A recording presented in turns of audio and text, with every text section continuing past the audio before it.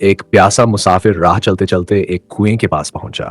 وہاں اس نے دیکھا کہ ایک عورت کھڑا بھر رہی تھی۔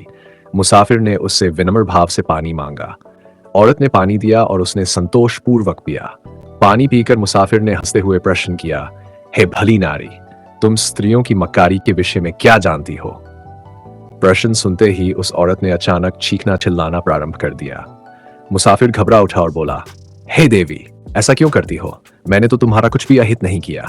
عورت بولی، میں اس لیے چلا رہی ہوں کہ گاؤں والے آ کر سمجھیں گے تم نے مجھے ستایا ہے اور وہ تمہیں پران دنڈ دے ڈالیں گے۔ مسافر بھیبھیت ہو کر ہاتھ جوڑ کھڑا ہو گیا۔ کانپتی آواز میں اس نے کہا، مجھے کشما کرو، تم تو دیالو اور سسنسکرت پرتیت ہوتی ہو۔ یہ سنتے ہی اس عورت نے اپنی چترائی دکھائی۔ اس نے جلدی سے گھڑے کا سارا پانی اپنے اوپر اڈیل دیا اور سویاں کو بھیگا ہوا کر لیا۔